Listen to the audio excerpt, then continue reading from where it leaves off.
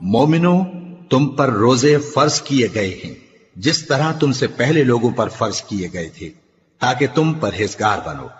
روزوں کے دن گنتی کے چند روز ہیں، تو جو شخص تم میں سے بیمار ہو یا سفر میں ہو تو دوسرے دنوں میں روزوں کا شمار پورا کر لے۔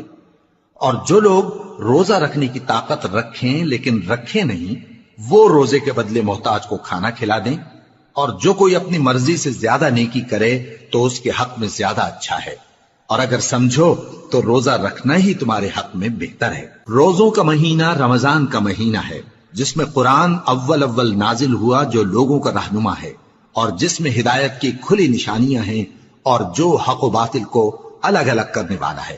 تو جو کوئی تم میں سے اس مہینے میں موجود ہو چاہیے کہ پورے مہینے کے روزے رکھے، اور جو بیمار ہو یا سفر میں ہو تو دوسرے دنوں میں روزے رکھ کر ان کا شمار پورا کر لے۔ اللہ تمہارے حق میں آسانی چاہتا ہے اور سختی نہیں چاہتا، اور یہ آسانی کا حکم اس لیے دیا گیا ہے کہ تم روزوں کا شمار پورا کر لو، اور اس احسان کے بدلے کہ اللہ نے تم کو ہدایت بخشی ہے تم اس کو بزرگی سے یاد کرو اور اس کا شکر کرو۔ اور اے پیغمبر، جب تم سے میرے بندے میرے بارے میں دریافت کریں تو انہیں معلوم ہو کہ میں تو تمہارے پاس ہی ہوں۔ جب کوئی پکارنے والا مجھے پکارتا ہے تو میں اس کی دعا قبول کرتا ہوں۔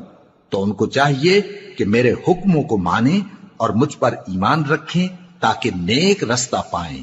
روزوں کی راتوں میں تمہارے لیے اپنی عورتوں کے پاس جانا جائز کر دیا گیا ہے، وہ تمہاری پوشاک ہیں اور تم ان کی پوشاک ہو۔ اللہ کو معلوم ہے کہ تم ان کے پاس جانے سے اپنے حق میں خیانت کرتے تھے، سو اس نے تم پر مہربانی کی اور تمہاری حرکات سے درگزر فرمائی، تو اب تم کو اختیار ہے کہ ان سے مباشرت کرو۔ اور اللہ نے جو چیز تمہارے لیے لکھ رکھی ہے یعنی اولاد، اس کو اللہ سے طلب کرو اور کھاؤ اور پیو، یہاں تک کہ صبح کی سفید دھاری رات کی سیاہ دھاری سے الگ نظر آنے لگے۔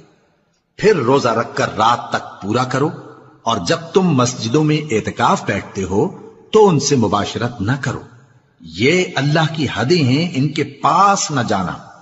اسی طرح اللہ اپنی آیتیں لوگوں کے سمجھانے کے لیے کھول کھول کر بیان فرماتا ہے تاکہ وہ پرہیزگار بنے۔